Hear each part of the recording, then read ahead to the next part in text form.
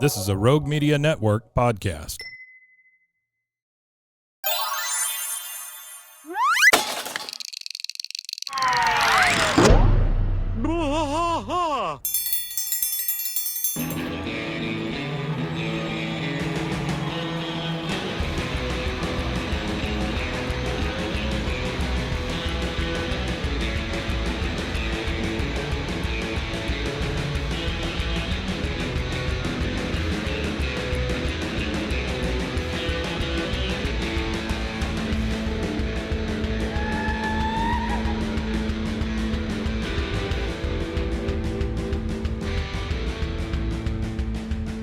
I tried to fight all through the night, deep in the heart of Texas.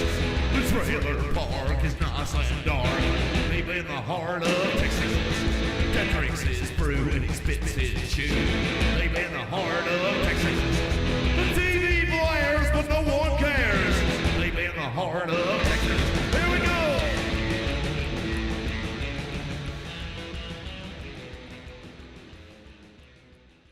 And away we go. Hey, everybody. Hey. Welcome to Bois. Welcome to Bois. King of the Hill podcast. I'm Mike. And I'm Rusty. He is Rusty. And I wanted to start this episode off, Mike. I read a review the other day that it's the only one that's ever hurt my feelings. Oh, yeah? Yeah, it's literally the only What one did it that say? ever hurt my feelings. What was the review? And it only hurt my feelings for a moment. But it said, I wish the show was just Mike with a rotating co-host. Something along those lines with a rotating co-host. So stupid. That No. hurt, that hurt my feelings. This is our They show. They don't like this me, is the show we do together. Yeah, it's our show. That was funny. I thought it was hilarious. It made me laugh. It was the first thing I read this morning. Oh, that's terrible. Well, This is thank you for leaving a comment either way. Yeah, It's I fine. appreciate Yeah, it. it's I great. don't care. That was one of the reviews on. I think it was Apple So Podcasts. I stupid. think it was one of our Apple reviews. Oh, for our Friday episode, by the way, I've got a new voicemail. Oh, Yeah. yeah. So this is also the 114th episode of King of the Hill. 114. Yeah. Not for us, though. For Not us, it's for like us. a million or Yeah, something, whatever it is. 300. We are, and you want to tell them about being live, just in case they missed it this time and want to check it next time? Yeah, so we are live. We're live, hopefully in multiple places eventually. But right now, for sure, we're live on YouTube, and supposed to be live we'll on Instagram. always be live on YouTube if we're not live anywhere else when we record. And we also do give you guys a little behind the scenes of our other podcasts too that we record. So it gives you an opportunity to hear me and Mike discuss King of the Hill like we already do, and then Yeah. it also gives you the second opportunity to listen to us do our Swimmer's Ear podcast, which is a nothing live King of the about Hill this. podcast. Yeah, but YouTube looks like the only one right this minute, but that's okay. We'll get there. We are using StreamYard. If you need water in your yard, use StreamYard. StreamYard. All right, we are at... That's what I call a steady piss. That is a steady piss. StreamYard. You know, I was listening to a podcast on the way over here, and if you guys ever want something besides this show, which I can't imagine, but if you do, try the Beef and Dairy Network. Okay. Very good stuff. It's supposed to be like a... What is going on with your camera? I'm not sure. Look at this. You look like... Oh, look, potato. You look pixelated. Anyway, I was listening to this beef and dairy thing, and they were talking about cattle. So it's supposed to be for the beef and dairy industry, right? But Okay. it's all made up. It's bullshit, and it's a comedy podcast. But this guy said he drove this woman to Wyoming 17 hours straight, just chugging Mountain Dew, and not the regular Mountain Dew, Code Red and the yellow stuff. and all that. yeah. He goes, I yeah, even yeah. had a bucket of Baja Blast that you can't get anywhere except Taco Bell. Of course, you can now, but The bucket of Baja Blast. he goes, when I got there, I got out, and I had the longest piss. He was just kept pissing. So it's funny how piss came up twice today. All right, so King of the Hill, season 6, episode 10, or in the year of our Lord 5, ABE 21. This is from March 3rd, 2002, The Substitute Spanish Prisoner. All right, let's start this sucker. There is no bell, no yell.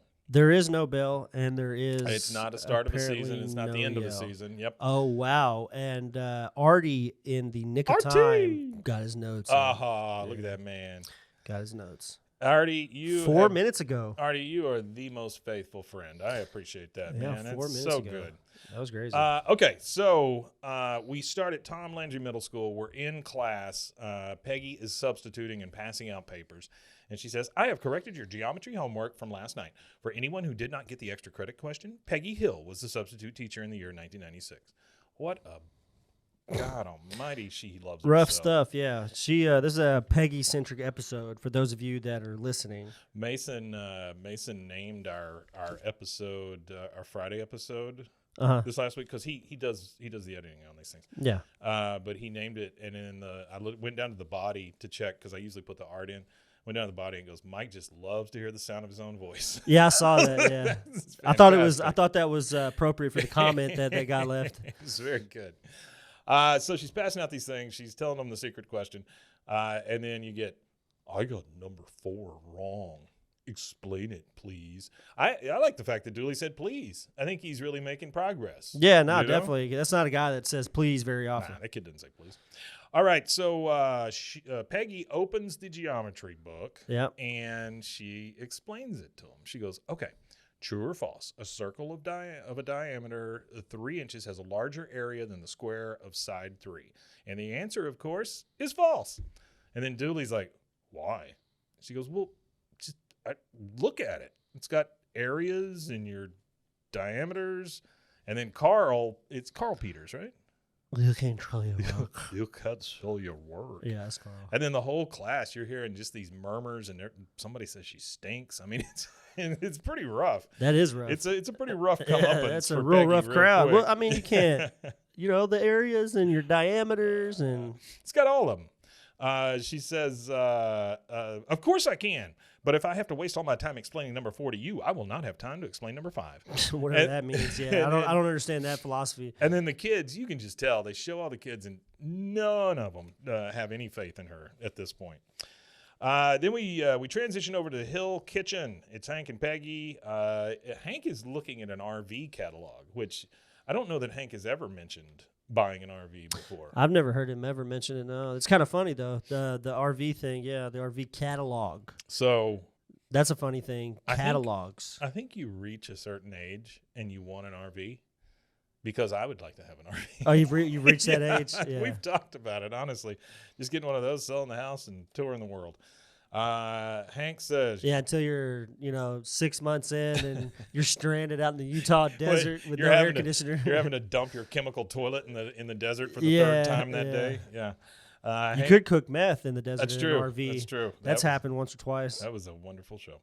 Hank says, if we're going to follow the Cowboys around when we retire, we'll be going to your Green Bays and your Minnesotas. So an RV with heated steering wheel just makes sense. Of course, that means we'll need the luxury cruiser, which is $5,000 more than the deluxe cruiser. And he does say deluxe. That's funny. He opens up his checkbook, and it's funny because it's Dallas Cowboy checks, right? So he's a true fan. Yeah, he's a Dallas Cowboys fan. It reminds me of me because I have Spurs license plates and Spurs tattoos. Well, I and think all it's this stuff. funny that this show starts after the great dynasty of Dallas Cowboys. Yeah. So pretty much the entire What was the last 13, one? 95? 6. 96? Yeah. Yeah, I think it was 96. And then 97 and 98 was back-to-back Denver Broncos Super Bowls, I think, when 98 and 99 were back-to-back. It was John Elway. Yeah. But I think it was 98 He and 99. finally won. Yeah. Whatever it was. It was 2 that he won back-to-back Mhm. because those are 2 of the 3 that Shannon Sharp has. Those are good teams. Yeah, really good teams. I hated the Broncos. Everybody hated the So Broncos. it opens up his Dallas That's my Cow- brother's favorite team. Really? Yeah. Yeah, he picked one out of he threw a dart at a board. Well, no, he started watching football around the time that they were going to the Super Bowl kind Oh, of thing. yeah, well, that'll do it. He opens his Dallas Cowboy checkbook, and there's already a check there that's not signed or anything, but it's made out to RV World. Oh, wow. So, like, Hank He's is- manifesting. He's ready to go. He is Oh, wow. manifesting. He's yeah. manifesting. He goes, so, I will have this RV. so how much extra per month do we need to put away? And he's asking Peggy, and she goes, and just as what is that supposed to mean? She is pissed, by the way. She goes, you think I can't do basic math? That's why you've always handled the retirement account? Hank's just like, what what is happening? He goes, Yeah, what's going on? That's crazy. You know, I just enjoy It's going to the crazy bank. talk. I love that. I love that. I just enjoy going to the bank. I just love the bank. She says, well, from now on, I'm going to go. I think these papers go here. She goes, Why would she go? She doesn't make any money. no. She goes, comprende? And she grabs the checkbook from his hand, and then they kind of look at each other, and she breaks. And she goes, oh, Hank, I'm sorry. The truth is something else is upsetting me. He goes, oh, well, okay. You feel better? I mean, did you get it all out already? Yeah. She said, no, Hank, my entire life, I've always had all the answers, and today I didn't, and I'm scared. What if I'm really not as smart as I think I am? And she just starts crying into her hands. Hank says, come on, Peggy, you've got an IQ of 170. You've said so lots of times. So she just tells people that. Whoa. We got an echo. She goes, yes, but there could be a margin of error, especially when it's my own estimate. Oh, Hank, what if I'm average? Do you have any idea how dumb average is? And then she just leaves the kitchen upset. It's an awful thing to say, though. It is an awful thing to say, but it's okay to be average. I do like when she gets to this thing. And if we didn't have average people, we wouldn't have fast food employees. I like how she has to deal with Jimmy Witchard a lot. It's fantastic. Yeah. Well, that's below average. It is well below average. That's the funny thing, though, is that Peggy has never taken an IQ test. No. And she just puts herself at 170 automatically. Some arbitrary number anyway. I think IQ tests are arbitrary. Well, she probably watched a show or something and somebody said, you know, a genius is 170. And she goes, oh, well, then I'm 170. It just depends on, like, that IQ thing depends on how you measure intelligence, which some people measure intelligence by how much bullshit you can remember. You know what I mean? Yeah, like how much stuff true. you can regurgitate. Very true. Let me see. Okay. All right. So she leaves. She's very upset when she leaves the kitchen. Now we're in Peggy's office with Bobby typing in the computer. Now, I watched this morning, and her office looks so much smaller in this episode. Well, it looks more like the water closet. It's way less wide. It's a very, very small area. Definitely. It looks more like the water closet office than it does like an actual office. The water heater is literally right behind her desk. Yeah, it's like boiling behind her, bubbling up. I don't know. It looked weird. It does. It just looks exceptionally small. Bobby says, the only intelligence testing site endorsed by the Intelligence Institute of Texas. Even I sound smart saying that. That's funny. She goes, okay, Bobby, this needs to be official. She goes, ready? And he starts a kitchen timer, one of those tick, tick, tick, and it goes or whatever. He goes, and go. And then we kind of get this montage of her typing like crazy. She's taking the test. Mm-hmm. Then the timer goes off. It rings. And we see Bobby sitting over there eating some ice cream because why wouldn't he? She goes, done. And then the screen says scoring test, and how it has one of those little progress bars. Yeah, progress click, bar. Click. I mean, it's pretty slow, honestly. And then it flashes, genius, ding, ding, ding, ding, genius. Oh, yeah. That sounds like a scam. She goes, oh, yeah. And so now she knows she's a genius. I've got a couple of facts real quick from Artie. Yeah. So the average IQ is between 85 and 114. Genius IQ is around 160. So she extremely overestimates it. Well, but also she probably said if genius is 160, I got to be 170. Yeah. So the Intelligence Institute of Texas is similar to Who's Who. So it's like you submit your name and stats, and then they sell you the book. Those are always such a scam. Those Who's Who in education. You know what? I submitted the Who's Who thing when I was in high school, and I just checked off a bunch of crap. Yeah, that's it. And it was funny because it was going around the school that because I'd put basketball, I'd put volleyball, I'd put hockey, I'd put field hockey. We didn't even have a field hockey team. I just put a bunch of stuff on there to be funny. That's great. And yeah. So it means nothing is the whole point. No. Is the Intelligence Institute of Texas they're selling you a book to help you feel better about yourself. If you ever get contacted by something that says, hey, you're one of the who's who in this regional area or whatever, just pay us $1.99 for the book and we'll get you in there and we'll have a dinner and all this. Don't do it, please. No, please don't do that. That is somebody offers you a free meal and all you have to do is listen to their spiel, go for the free meal. I've had a couple of free steak dinners. There's always strings. Well, the strings are they want to sell you something most of the time. I've never been to a free dinner that I had to pay for afterward. So yeah, that's true. As long as you can still run. So when we were in Orlando, I wanted to take my wife to Universal because she loves the Harry Potter stuff and all that stuff. I was there for a podcast convention thing and took her along, and it was great.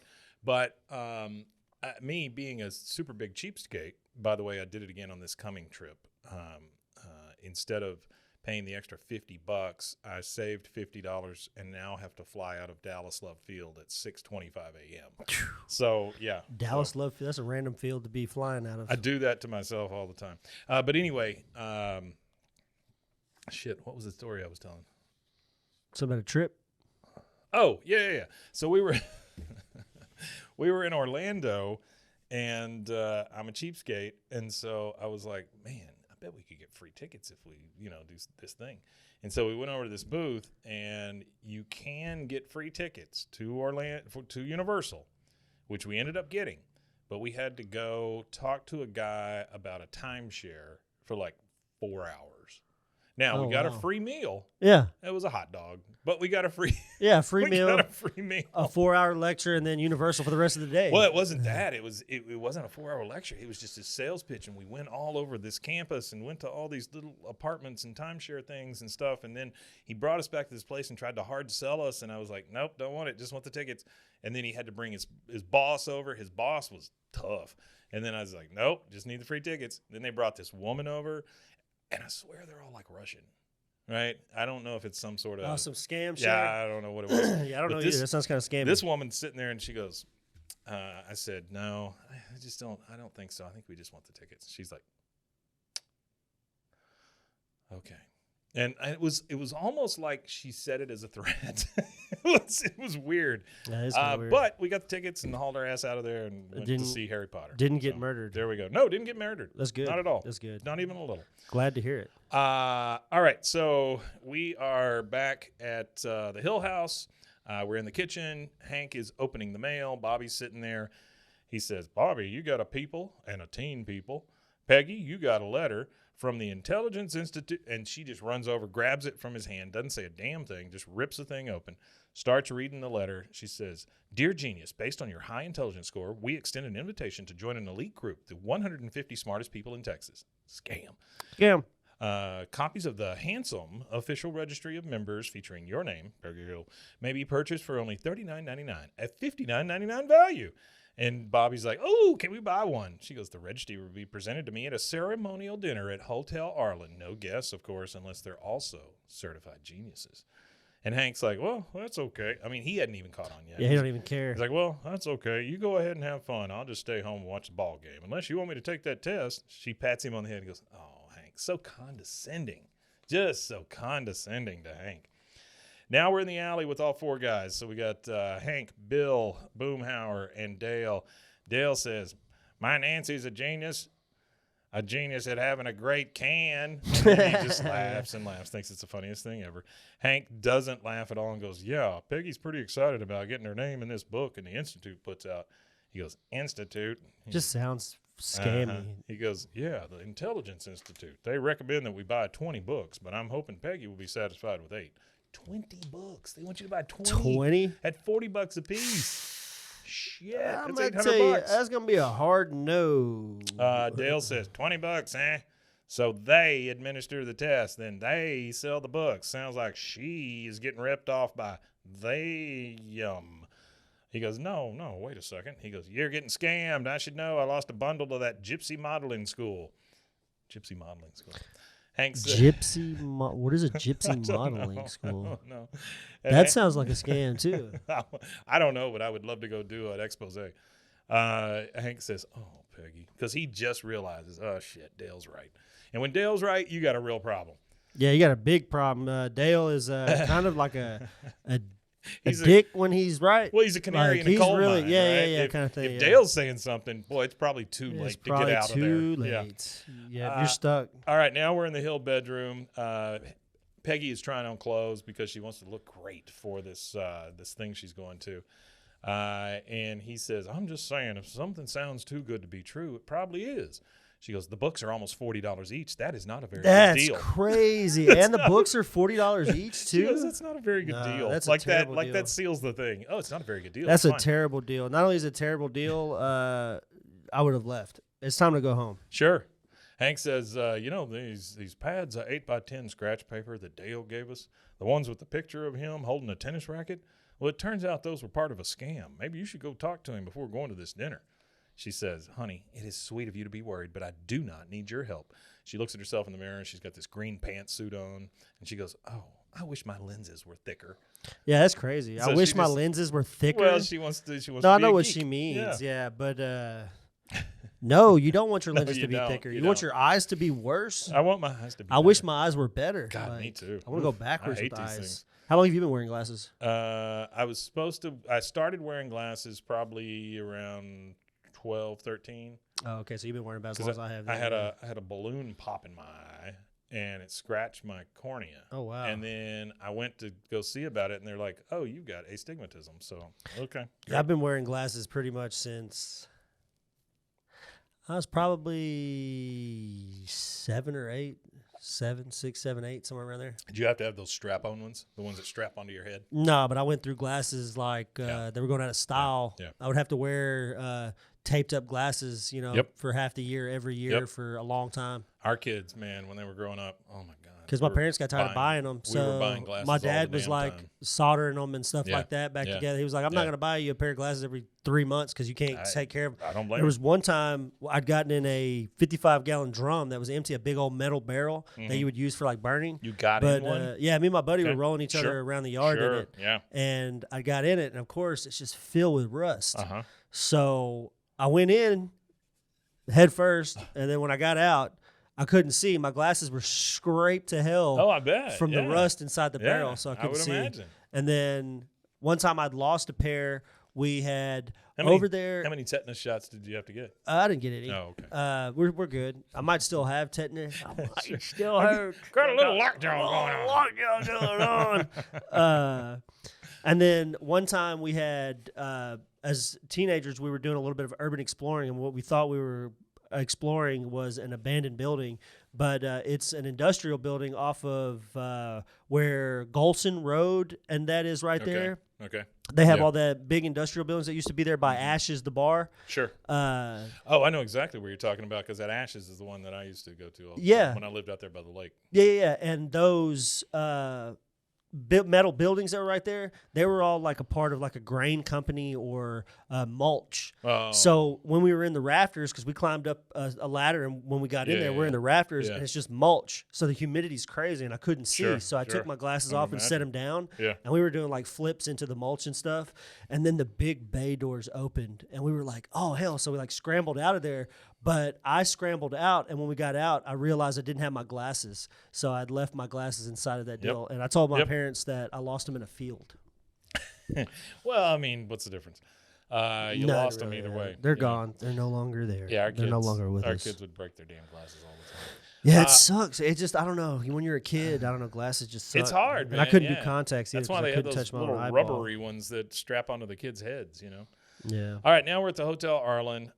We're in basically just a little conference room for Pretty the much, most part. yeah. There's a bunch of people sitting there. There's a banner behind the guy on stage, and it says, "Welcome 150 smartest people in Texas." And then the guy starts speaking. By the way, Jeff Goldblum. Yeah, Jeff Yep. Goldblum. I was going to say that. Yeah, that's Yep. Jeff Goldblum's Yep. voice.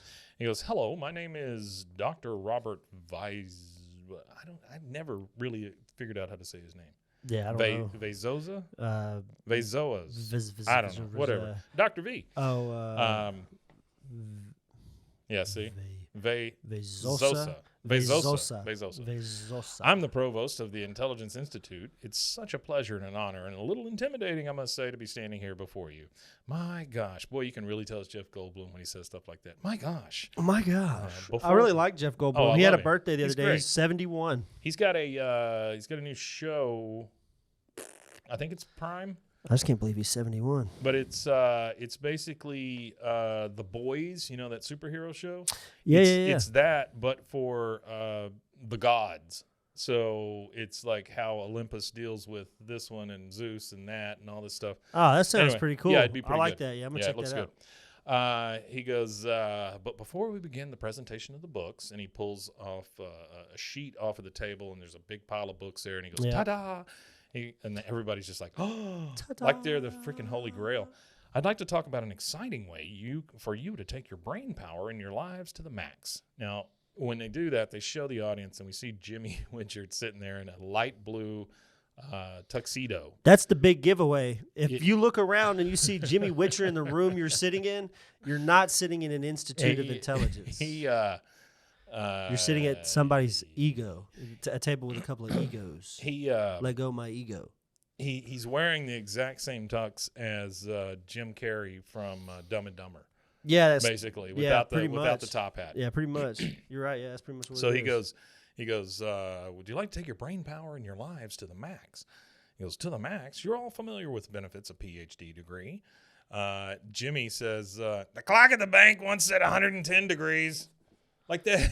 Whoa. Jimmy freaking Witchard. I love him. This is actually the first appearance that he's had since the one where season Hank 5, episode 6. No, season 5, episode 6, when Cotton comes marching home. Remember how they were the attendants or whatever, and he was like, "Gotta empty those cans. Empty the cans. Empty the cans."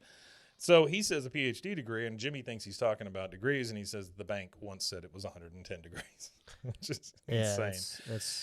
It's not really a sign of intelligence. I'm not saying it's a sign of stupidity, but it's not necessarily a sign of intelligence. Yeah, it's very stupid.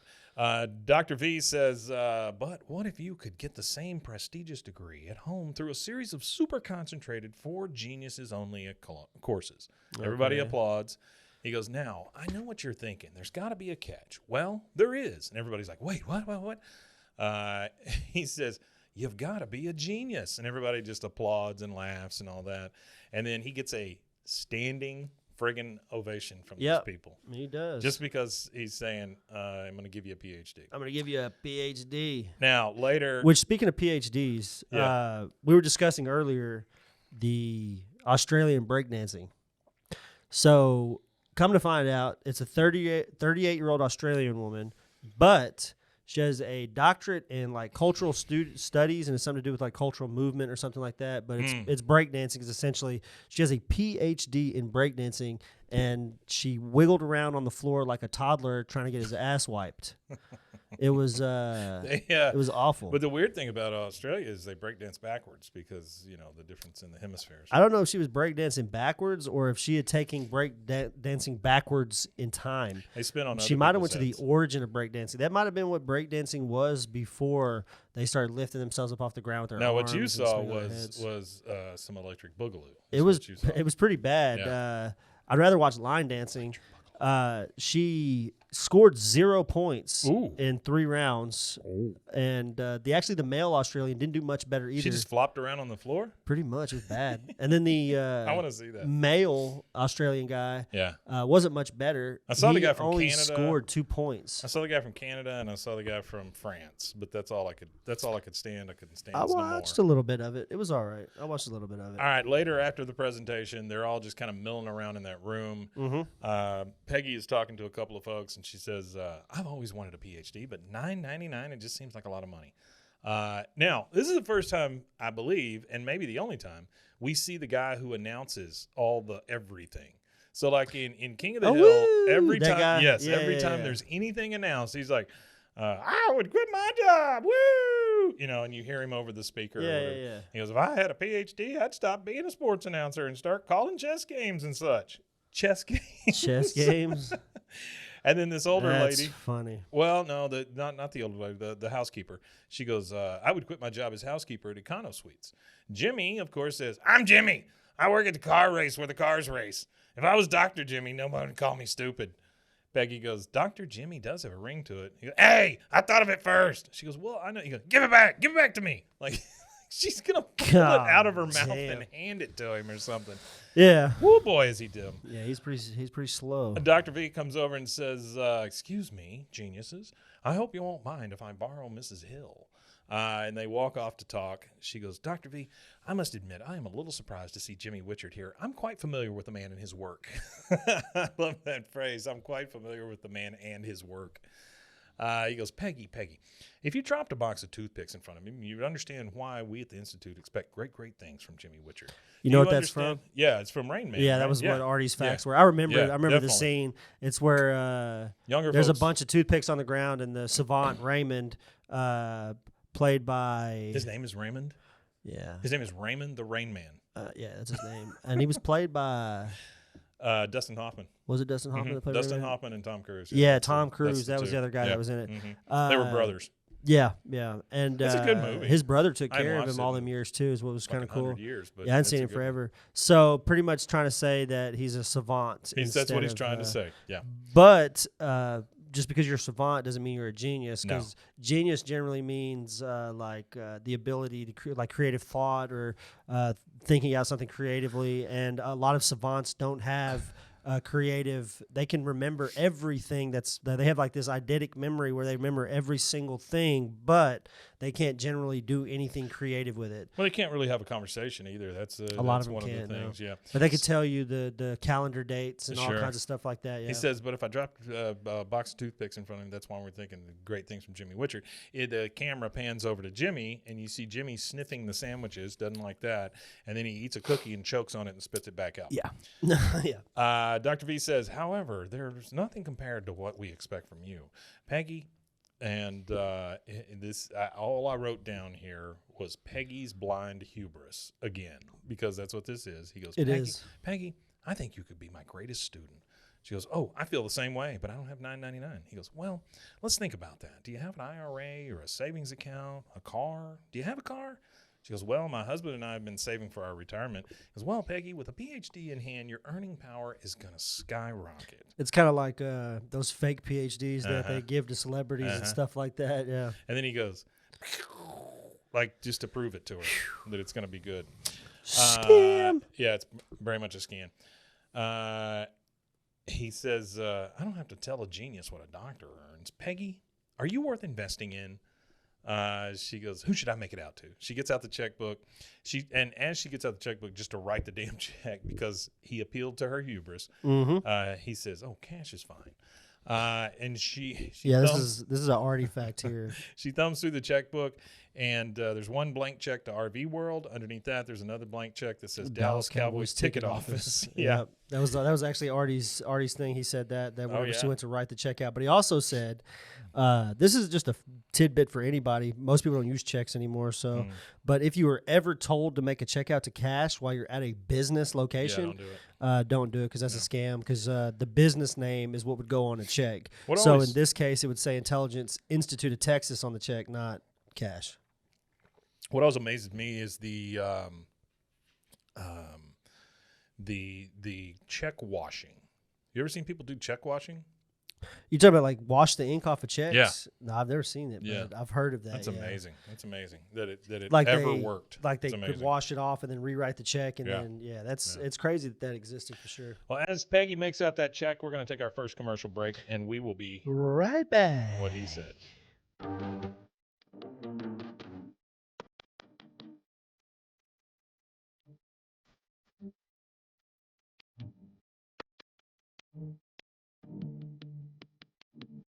Hey y'all, I'm April, Hi, I'm Caroline. and we have a new podcast for you. What's it called, Caroline?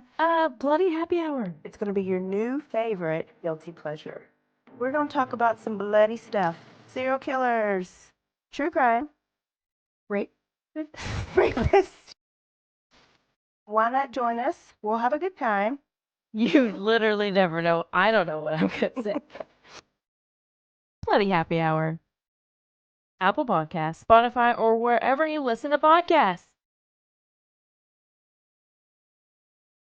All right, and we are back from that beautiful, wonderful, lengthy commercial. We are in Peggy's office again. She is listening to the cassette she bought with $1,000. And it is saying, welcome to America's most prestigious box degree program. Box degree. That should be a red flag as well. Let's begin our learning adventure. Please Box open degree. Yeah, I just caught that. Please open workbook number 1, shapes. Circle the word on the right that blah, blah, blah, blah. And so he keeps talking. Time passes. You see her get through all 40 cassettes. And he says, this concludes workbook number 40 and your PhD coursework. Congratulations on your achievement, doctor. And then Peggy just puts her hands behind her head and she's like, oh, what a night. So one friggin' night. One night and you got a PhD. One night, which generally a PhD is like 6 to 8 years. Yeah, my wife's going through a PhD program right now, and I can tell you it ain't this. Yeah. She pushes play on the cassette tape and it's dun, dun, dun, dun, dun, Well, because she started from scratch. She's getting a doctoral degree with having no degree. Because it never says anywhere that Peggy? she went to college Yeah. and that she has a Yeah, degree. no, It never mentions that she has a degree. Peggy anywhere. went to horseshoeing college. She's a farrier. It's playing the graduation music. She writes her own damn name on her diploma and hangs it on the wall. That is about as scammy as it gets, folks. No, it's scam. Scam. All right, next morning. It's a damn scam. We're in the kitchen. And Isn't that an old scam, though, the Spanish prisoner? Oh, yeah. That's an old thing. See, Yeah, that's Artie why had this mentioned that, but he never mentioned about it Yeah. because I've never heard of the Spanish prisoner. Now, I've heard of the Nigerian emails. I am a Nigerian prince. There's several I of need those. all of your money. There's several of those out there that are like classic scams, and Spanish prisoner is one of them. But I don't remember what the thing is on a Spanish prisoner. Let me look. Because I have read this before. I just didn't remember. Or you get an Indian guy named Cody that your electricity is about to get cut off, and he wants you to send him 5 Apple gift cards. Yeah. Send me 5 Apple gift cards, whenever please. they start telling you to put stuff on a gift card. Yeah, boy. we're the IRS. You owe us $20,000. We'll take $500. We just need it in Target gift cards. Okay, so this says the scam in its original form. The confidence trickster tells his victim, the mark, that he is or is in correspondence with a wealthy person of high estate who has been imprisoned in Spain under a false identity. So a lot of different variations of this thing, but that is the classic Spanish prisoner. Okay. All right, so next morning we're in the kitchen, the Hill kitchen, and she is pouring some milk for Bobby. She goes, "Say good morning to Dr. Peggy Hill," and Bobby says, "And how about some eggs, doctor?" Hank says, "Bobby, don't make fun of your mother." She says, "Hank, let me bring you up to speed. I have a PhD now." Don't make fun of your mother. That's fucked up. "I have a PhD now. The Intelligence Institute sold me everything I needed." He goes, "They sold you a PhD? For how much?" She goes, $9.99. He goes, "What? Where the heck did you get that kind of money?" "From our retirement account." "Oh, man, come on." He says, "That was supposed to be our reward for all these years of responsibility. How could you do this, Peggy?" She goes, "Wait, are you mad because I didn't do this sooner?" "What the fuck? What?" He goes, "No, I'm mad because I didn't put my foot down the moment I knew you were in over your head with a bunch of con artists." She goes, "Oh, I see. Okay, so the only people who think I'm smart enough to earn a doctorate must be con artists. Is that it?" He goes, "I'm not convinced that they think you're all that smart, Peggy. They could have rigged the test so anyone would look like a genius." She goes, "Anyone, Hank?" And then it flashes. We get a hard cut to Peggy's office. Luann sitting there taking the test, and she goes, "Woo, I'm a genius." And so that pretty much proves his point. Hank says, "Okay, that's it. I'm going to leave you two geniuses right here while I clean up your mess." And he starts to storm out. Peggy, yeah, it's good. I like this scene. This is a rare moment where Hank flips his shit over Peggy creating an incident that he has to fix. Because that's the thing is Hank is Peggy's fixer. Yeah. Not only fixing the house and stuff like that. He's the main breadwinner. He's the guy who always has to deal with her. Like with the, I don't think we've hit it yet, have we? Have we hit the Pimp episode with Snoop Dogg? Yeah, we did Pimp. Yeah, we did do that one. Yeah. It's just like with that episode, Hank has to wear a hat with a feather in it because his wife decided to bring somebody home from the library. It's true. He had to go and keep the pimp hand strong, pimping propane everywhere. Like she pulls Hank out of his element, and he has to go fix these situations and be in some uncomfortable places. So poor Hank. Yeah, no kidding. She You chose one. She kind of runs after him with her giant feet and says, "Hank, I do not need you to clean up my messes, and this is not a mess, and I'll clean it up." "Wait, what?" He goes, "It's over, Peggy. Let me put this in words that even a genius can understand. You're not a genius." And her face just drops, man. He goes, "Look." It's tough. He goes, it's tough having an IQ of 147. "What I mean is, That's okay, me. I have an IQ of 147. You've got what they call book smarts. Now, if we wanted to write a story about you losing our money, well, hands down, you're the one for the job. But if we want to do something that needs street smarts, like getting our money back from the jerk who stole it, then I'm the guy." She goes, "I can take care of it, Hank. Luckily, I have enough faith in me for the both of us." She goes, "Hank," and then just kind of storms off, right? Yep. Next, we're at the here's what we see. We see a picture of the Intelligence Institute of Texas, right? The business addresses. And then it lowers because it's a freaking postcard. Yeah. And she's looking at the Casa Linda apartments. Yeah. So the divorced dad apartments here. And also, from what I understand about this, while she's looking at the list, all of the names, there's like a long list of names under apartment 205. Yeah. The few that you can see is the Intelligence Institute, Nutribution, the Inventors Organization of Texas. Look, I've got it all. Oh, yeah, you do. All the ones, yeah, you do. You got more than I do, actually. He only has apartment 205, which is where he was. Before it is 204, and it just says Grund, which is Grund. Debbie Grund, who died in season 4. That's true. And then 205, it says, like you said, the International Institute or the Intelligence Institute of Texas, Nutribution, and the Inventors Organization of Texas. Yeah. And those are all in 205. So these are 3 separate scams. 3 separate scams. So I imagine the Nutribution is like one of them, you could lose up to whatever things. Yeah. And then I imagine the Inventors Organization thing is similar to just the Intelligence Institute. And he steals your inventions. Yes, because like, have you ever seen those commercials on TV where it's like a caveman beating on a wheel? It's animated, and it says, "Do you have an invention that you can make tons of money off of? Call us." Well, it's the same damn thing. It's just a scam. They're just going to take your damn invention. Oh, I remember those commercials. Yeah. And then on 206 it says Don Vito. So it's that guy that remember the wasn't it the episode that was by Vinny Don Vito or whatever it was? Yeah. Isn't that right? Yeah. So I think got it's you. a writer. Yeah, it's a writer, yeah. So it is a writer, yeah. She looks down, she finds his 205. She comes up, she knocks on 205. He answers, and he looks rough. Like he is not. Yeah, he's not having the best of grown out times. and looks tired and looks like he's been strung out. I mean, it's tiring. Oh yeah, it is. is. It takes a lot of energy. She knocks on the door. He answers in his disheveled look, and she goes, "I came for my money back." He goes, "No. Listen, I said you'd lose up to 30 pounds, up to." And she goes, "You said I was a genius." He goes, "Oh, no. Okay, didn't you read the fine print on your diploma? It clearly states no refunds, not a refudio. No, okay, no refunds. Nada refuido. Same thing. Sure. Refuido. And then I think anyway. I don't know. I don't know Spanish any better than you do. And then he slams the door in her face. So she is obviously pissed off. She now knows she's been conned. We were supposed to have a Spanish correspondent. I remember here we're supposed to have somebody that was supposed to translate all the Spanish words in every episode. I do remember that. That was a long time ago. It was a long time ago. I can't remember how far back. We need that person. Was. If anybody out there knows Spanish and you want to be our Spanish correspondent, I would love for you to do that. And then what you could do also is you could give us audio clips of us how to pronounce. There the you words. go. Oh, that'd be great. Yeah, I'd love that. Yeah. Anybody want to do that? Job's open. Yeah, a lot of jobs. He slams the door in her face. Next thing we see is they are meeting at the racetrack. All of these students, quote unquote students, and it's in Jimmy's office, which is a wonderful place to meet. She goes, "Unfortunately, I called you here to give you some bad news. Dr. V is a con artist. The PhDs he sold us aren't even worth the paper we printed them on."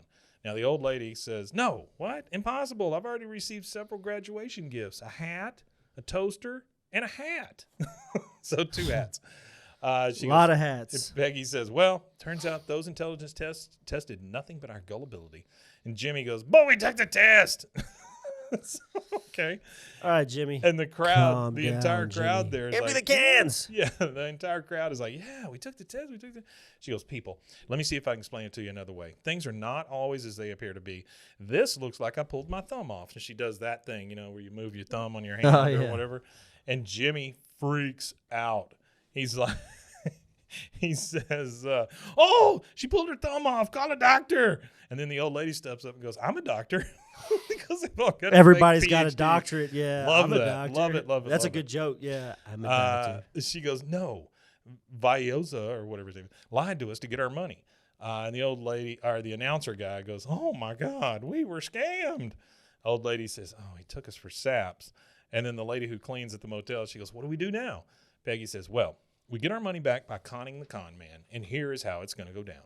And then it fades into this plan, right? And it's very Ocean's 11 kind of stuff, right? They're showing you. I think it's more like The Sting. You ever seen The Sting with Paul Newman and those guys, Robert Redford, Paul Newman? That was a little. You should watch that. A little dated. You would like it. I watch a lot of It's old very movies, good. but I haven't seen that one. Well, I've been the nice- watching a lot of public domain horror movies. The nice thing about The Sting is it's set like in the 20s or 30s, and so it doesn't feel old. like an Yeah. old movie. You know what I mean? Because it's a period piece anyway. So it's very good. Yeah, I'm You not should trying watch to it. It's steal very good. Joe Bob Briggs' job or nothing, Mhm. but I had that podcast idea called Hillbilly Mhm. Horror, I like it. where I just review horror stuff with an exaggerated accent. I love it. Yeah, Yeah. like damn, that shit was scary as hell. God damn, I was like, oh damn, yeah, something like that. I guess. No, I don't do know. like it. I like I it think a it'd lot. be funny. Yeah, if anybody wants that, he would probably take rotating co-hosts. All right, so we fade into the plan, right? And Jimmy's watching and just eating a hot dog. Peggy goes, Viosa already knows that Jimmy works at the racetrack. What he does not know is that the mob fixes the drag races. And Jimmy always knows who's going to win. Jimmy goes, wait a second, there ain't no fixed races. She goes, I said it was a con, Jimmy. I'll tell Viosa there is an illegal betting parlor at the Econo Suites where all of Arlen's high rollers bet on the races. It shows the lady cleaning, and she makes up all the rooms and all this stuff. So it's showing these things as she's talking about them. The cell phone rings, and she says, Jimmy calls me from the track. And then you see Jimmy and the announcer in the other room calling her. And she goes, and gives me the winners in advance. I place my bet. Tug, who is the name of the announcer, by the way, announces the results, and win, and we win.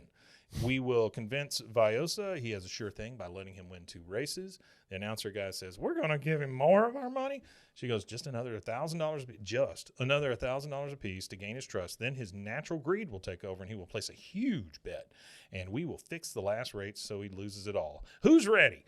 And so you see like the plan come together. Everybody kind of get convinced. Jimmy says, we're going to con him. Yeah, it seems Con even him good. worse. This seems like even It worse does. than It's terrible. like being conned. It's terrible. Like they're conning themselves out of money now. The so crowd of folks all cheer. They think they got him, and that fades into commercial. We're going to go con some sponsors, and we will be right back.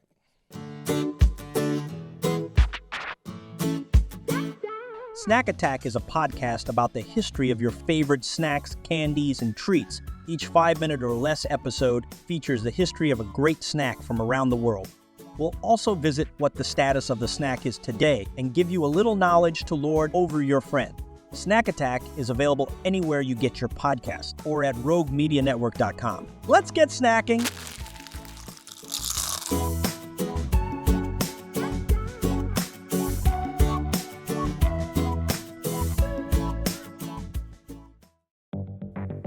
Step into the unexpected with Cultastic, or How to Start a Cult Without Really Trying. A podcast where cult creation unfolds in the most unpredictable way. Join us on a unique journey into the world of theoretical cult formation. Unlike any other podcast, each episode of Cultastic is co-written in part using ChatGPT, and we let it decide our fate, good or bad.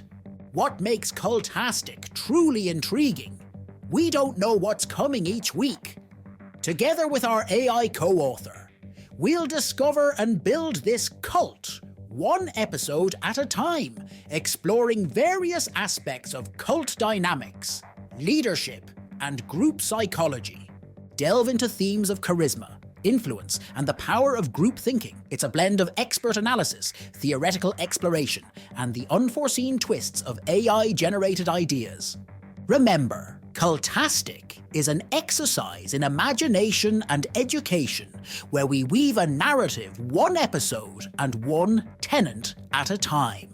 Curious about where this journey will take us? Subscribe to Cultastic or How to Start a Cult without really trying on your favorite podcast platform or at roguemedianetwork.com.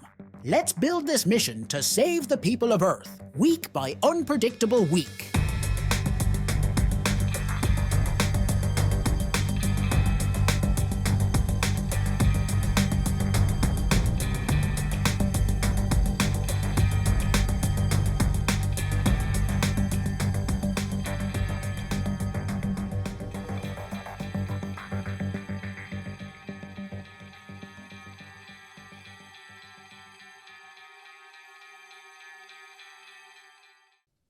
All right, we're back, and we are at Casa Linda. Oh yeah. So sorry. No, you're fine. A quick fact about what Peggy's trying to do. Uh-huh.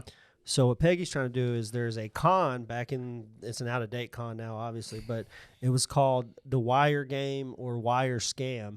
So they have a mark who's lured into wagering on off-track betting by promising advanced knowledge of the outcome of a race. Yeah. It was one of 2 cons used in The Sting. and it was used in the Bottle Job, which was in 2010. So the Wait, the Bottle Job. The Bottle Job. Made in 2010? Yeah. I've never watched that. I haven't either. Okay. That's one. I love a good con movie. One I'm gonna check out. So that's that. And then here in a minute, the reference hasn't happened yet, but the nose touching, where he touches his nose as he leaves, Yeah.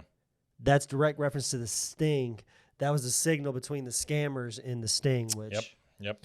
This General has Timothy Hutton, and that's pretty much the only person I know. But anyway, that's the Bottle Job. All right, so we're back at Casa Linda. Peggy knocks on 205. He answers, sees it's her, goes to shut the door. She slams her giant ass foot in there to keep the door open. He goes, "Wow, you got a big foot there." She goes, "Please, I need that money." He goes, all right, here, help yourself to a bottle of herbal bust enhancer. It's a can, even though he says bottle, and we'll call it even. She goes, "Oh, I shouldn't even tell you this, but you have got the opportunity of a lifetime. You lend me the money, I will cut you in." And then we're at the Econo Suites getting ready for the con. So obviously he falls for it, right? Or we think he does. He falls for this thing. Now we're at the Econo Suites, and they've got a room, and they're making it look like it's a betting parlor, right? And they've got the guys set up pretty good. Oh, Yeah, they really do. And this is very much like the Sting. And Peggy says, "Time to bait the hook. $1,000 a piece, please." And she looks at these folks, and nobody wants to give their money. The old lady said, "Ilsa's already taken us for $8,000. If I lose this, I'll have to be buried at sea." which Artie left me a fact for that. Actually, he did the. Well, Artie was in the Navy, right? No, he was in. He was in Navy. He was in Hawaii. Okay, same thing. But he looked it up. So there are companies, NewEnglandBurialAtSea.com. Private companies do this, and it's anywhere from $5,000 to $10,000, which is about as much as a damn burial on land costs. But it increases. Burn my ass, it's cheaper. It is, yeah. It increases the cost depending on the length of the journey, number of passengers, and stuff like that. But there's New England BurialAtSea.com. They just dump them off the boat? They offer a 4 to 6 hour trip on a 65-foot yacht starting at $7,500, and they'll put a shroud as well on the burial at sea thing for $750. Well, that's awful nice of them. But yeah, so if you want to get buried at sea, go to NewEnglandBurialAtSea.com. Around here, we'll do it for $50. Code BOIS, KOTH, for a save 10% on your burial. 10% discount. Yeah, no, I'm just kidding. She goes, "I'll have to be buried at sea." Don't sue me for that, please. And Peggy goes, "You have my word. They will put you in the ground." And that goes for all of you. They're going to put you all in the ground. All in the ground. So everybody puts money in. Cell phone rings. The cleaner lady is downstairs. She goes, "Dr. Vyasa just checked into room 27. It's on." And so the next thing we see is we see the doctor getting his tux on in his room. He gets a knock at the door. He gets a room key slid under his door because this is the big secret place where he's going to make a lot of money, right? And then we go to the room, and it's already going on in there when the doctor gets there. Like, people are milling around, they're drinking, they're eating, they're placing bets. You know, it makes it look real bad. The only thing I couldn't understand about this is, and I guess they put the part in where he didn't recognize Peggy. Because why didn't he recognize these people? I'm not really sure. They were all in his big intelligence class. Yeah, they were all. Yeah, not only that, one of the things that kind of stumps me about all this is how and why does Jimmy Witcher know all the rigged who's going to win? Well, and if people that's knew what they're it, saying, he doesn't. So they're making it up as they go. And with Jimmy and the announcer in the other room, I didn't catch that. They're making the calls. Yeah, they would have got me. They would have got me. I'm out $8,000. You lost $8,000. Bury me at sea. So it's already going on in there, and the doctor gets in there, and let's see. Tug, you can hear him over the speakers saying, "And in the third race, it's Romel Tigre Black Sky." And then the crowd is like, "Oh, darn, I lost my money," or whatever. Cell phone rings. Peggy answers it next to the doctor, and she goes, "Jimmy." And then you hear him say, you see Jimmy say, "I'm at the racetrack. I know who wins." She goes, Scott Yancey. She goes, all right, got it, Scott Yancey. So they go, she tells the doctor that it's going to be Scott Yancey that's going to win, right? And so they go over to and I didn't know what to call this lady. I guess she is a cashier. I guess probably. So, yeah. I put down lady dealer bet taker, but then later I said, oh, cashier. So I think that's better. The one that speaks? Yeah, the one that takes the bets. I think it's Alice. Oh, is it? I don't know what her name is. And I think if it is Alice, it's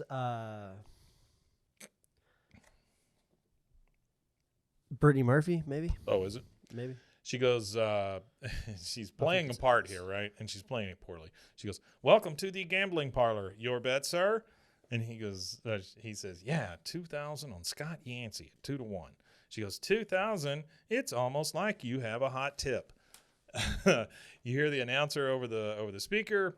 Again, it's Tug. He goes, and in the fourth race, Scott. Yeah, that's her. That's Alice. Oh, okay. We're talking. Yeah, I had to look it up, make sure. And in the fourth race, Scott Yancey is off to a fast, and Yancey wins. And so now they're over there collecting the money from this because they're going to let him win a few times, and then they're going to take him for a big bet. Right? Yeah, big bet. So he's over there collecting his money, and she goes, $4,000. Is it lucky in here, or is it just you? While he's counting his money, he goes, pretty good. But like my ex-wife used to say, anybody can do it once. Which I don't know what that relationship was. Cell phone rings again. We see Jimmy say, JV Air Marty Z. And she goes, oh, Javier Martinez, it is. So he said JV Air Martizi. Yeah. He goes, the doctor says, well, why not make this more interesting? I'm going to bet 6,000 at 2-1. So, they're figuring, oh, this is working, right? In the bedroom with Jimmy, it's the announcer, and he goes, and it's Javier Martinez, the wacko from Waco, all the way. I enjoyed that line, wacko from Waco.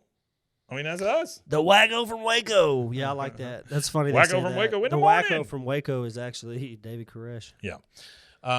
Peggy says, he's not from Waco. That's true. Peggy goes, enough with this change. I want to clean these Okies out. Okies? They're all from Oklahoma? I didn't understand that part. Yeah, I didn't get that one either. Now we're at the Hills house. It's night. Hank is on a green couch somewhere. I can't figure out if this is in the office, maybe in the living room. The den space? I don't know. It's a green couch. I don't know if I've ever seen this one up against paneling. And he's on the phone, and he goes, no. I don't want to remove Mrs. Hill from the account. I just want to change the PIN.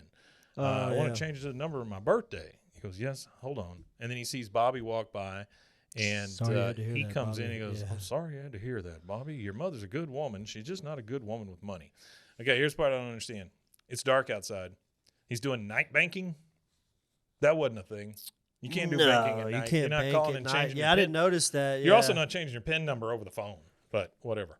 Well, back then you would. No, they'd still send it to you in the mail. Yeah. Oh, they would send you. They'd send you a sealed thing, and it would have your new PIN number in it. Oh, you didn't get to pick your PIN number back then? Not usually. No. And so Bobby says, yeah, I just hope she doesn't lose that second $1,000. Hank's like, what? He goes, I'm sure she won't. It's just running a fake gambling parlor out of the Econo Suites. It's not as easy as it sounds.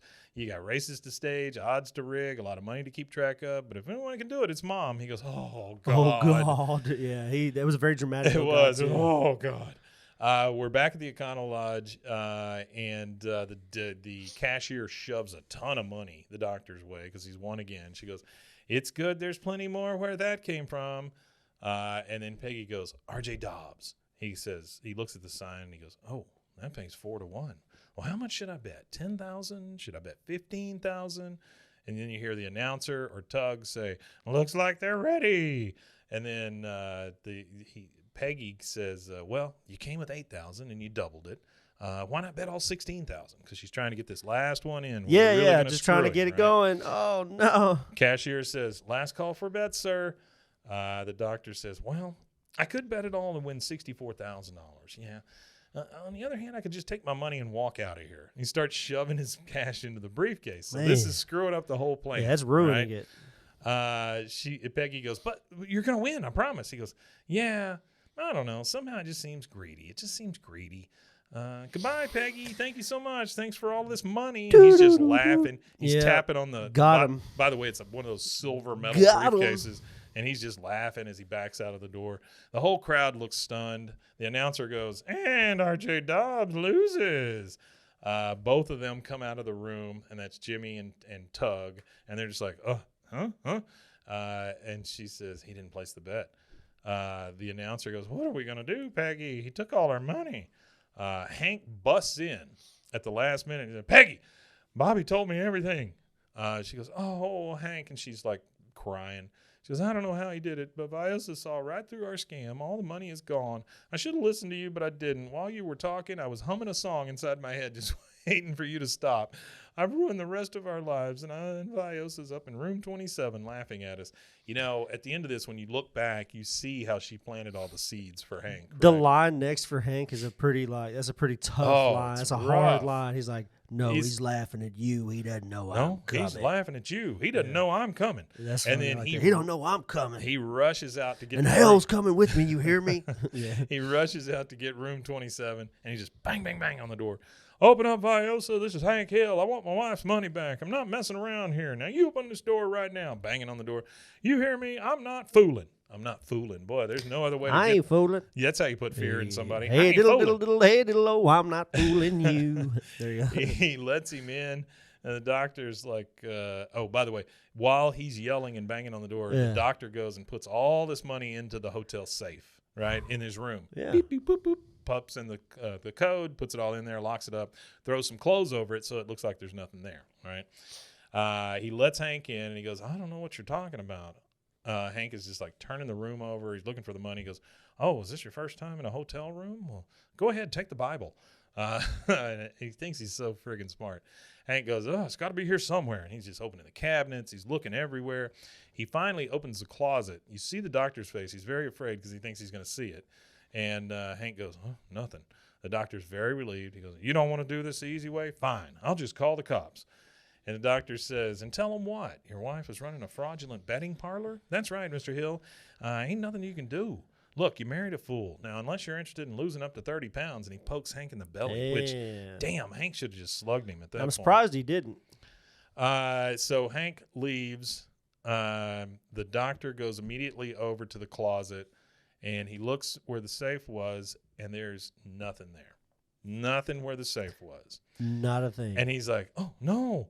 And he goes downstairs. He's ringing the bell, and he goes, my room safe is gone. The guy at the front, he's like, sir, this is the Econo Suites. We don't have room safes. He's like, what? And then we see it flashes over to Boomhauer. Yep. He's in the room next door. And he's drilling from one closet to the other. He's putting the panel back on. And he's a cop. He takes the safe out of there. Well, there's really nothing illegal about what they did. There was nothing illegal about it. You know? Destruction of property, fake gambling. No. The fake gambling did. Boomhauer didn't. He just moved the safe from one room to another. Yeah, he knew what was going on. Oh, Boomhauer's a cop. That's why they were safe. He takes it out, and he's unscrewing the back of it and stuff, and Peggy's standing there, and she's like, thanks, Boomhauer. I knew I could count on you not to talk. He goes, yo, man. And that is literally his only line in this whole thing. Yo, man. The doctor runs back to the betting room. Everything is gone. He got super scammed is what's crazy about this. This does really show a little bit of intelligence from Peggy Hill. Well, and my favorite part is they left the 150 smartest people in Texas book on the bed all by itself. Yeah, that was great. He picks that was a great touch. He picks it up, and he's just like, oh, shit. Because he knows. They got him. They got him. So now we transition over to Al's Diner that serves Texas steaks. Never seen this place before. But all of the people are there, and there's a big moving truck outside. So you're assuming that they just packed everything up in this moving truck real quick, moved it over there, moved it back. And you hear, oh, yeah, give me them bad boys. And all of them are at the dinner. Hank is sitting there. I mean, this is Hank, Peggy, all of the people that were part of this con, Bobby, everybody's sitting there for some reason. And Hank says, well, I got to hand it to you. You made me look like a jackass, but you got everybody's money back. And Bobby says, Mom, I know a magician's not supposed to reveal his, and she just interrupts. Here's how I did it. Here's how I did it. She goes, I knew Viosa was too smart for a straight-up con, but that overconfidence would prove to be his fatal flaw. Well, yours too, Peggy. I ran an obvious bad con to distract him from my secret brilliant con, but there was one thing I was missing. A billowing dupe whose incessant need to rescue his helpless wife would drive Viosa to stash all his money in his room safe. Luckily, I had you, Hank. Thanks to you, Bobby, and Bobby winks at her. And Hank says, okay, so I doubted you. Like you thought I would. What if I didn't? What if I believed in you? Then where would we be, huh? She goes, oh, well, I covered that base too. Viosa valet parked his car, so the Econo Suites doesn't have valet parking. She got him twice with the car and then with the safe. That's funny. Hank laughs at it. He goes, you were going to steal his car? That would have been a felony. But the other stuff, that's genius. And she goes, yep. There's one thing Viosa never counted on. Dr. Peggy Hill. And fuck Peggy Hill. And that's it. Yeah. There's a bunch of credits. And then after the credits, you hear, oh, she pulled her thumb off. Call the doctor. Call the doctor. Jimmy Witchard, everybody. Probably my favorite character in the entire show. He's fucking I like crazy. him, and I like Dooley. Those are fantastic. Yeah, I like those guys too. That's a good one, though. It's almost like a bottle. It's almost like a bottle episode because it really doesn't have anything to do with any plot or anything like that. But it was good, though. I really did enjoy it. I didn't remember it, honestly, when I watched it, but I watched it this morning when I was doing all my notes and stuff. Bless you. Thank you. And I thought, well, that's a good one. Episode I remember went this quick. one. Yeah. The episode went quick. The notes went fairly quick. I mean, I did all this in about an hour. And so it's a straight mainline episode, but it's a good. I like the plot. It's a funny plot. It's very and good. then it has Jeff Goldblum playing a villain, which I like. Jeff Goldblum playing a villain. He's really good at it. I do. Yeah, absolutely. Really good at it. Well, thank you guys for joining us. We really appreciate it. Yep, thank you. You continue to show up, and we thank you so much. We hear from you guys. We get feedback. We get phone calls. Cool. By the way, if you want to call us, I'm going to have to look this up as I'm speaking, but if you want to call us, you can call us at 254-271-4007. That's 254-271-4007. We've got at least one voicemail that I'm going to play on the Friday episode, but you guys feel free to contact us there. You can also head over to Patreon. We have a $3 a month tier. That's the only tier we have, but that $3 a month, you wouldn't believe how much it helps us do this, put on this show, and show up every week. Also, remember that these Monday episodes are on Spotify. They are also on YouTube, and we will continue to put those out. We're about to kind of overhaul the way our YouTube looks and put a lot more stuff on there. We've also started doing these things live on YouTube. Probably YouTube. Next week will be Instagram and a couple other places. Yeah, we're gonna try to stream to every available platform eventually. It's like you're in the studio with us, so in the studio. Feel free to come hang out. We would love to have your company. Yeah, we appreciate it. What else you got? bwaaaakoth@gmail.com. Leave us an email. Wait, is that it? That's it. You covered everything else. You covered the bases. I took a drink thinking we're doing you were gonna, streaming. Well, I took a drink thinking you were going to talk for a while, but you didn't. Check us out as we stream. You can find us while we're streaming. It's me and Mike just streaming away. We're on YouTube. Other platforms coming soon. Shout out to our viewer today. Only one person commented today, but Cameron Balgio. We've had people coming. We've had people coming in and out. Yeah, coming in and out for sure. We appreciate everybody. At one point, we had as many as 6. Ooh. So that was good. I didn't see that. Yeah, that's no, we love having you guys in our house here, and we consider you family. So yeah, appreciate y'all so much. Watch us record stuff. Come hang out. Yeah. All right. Well, I think that's it for this week. That is it for a Monday episode. We'll see you again on Friday, and all we got to say is We Matanya. We Matanya indeed.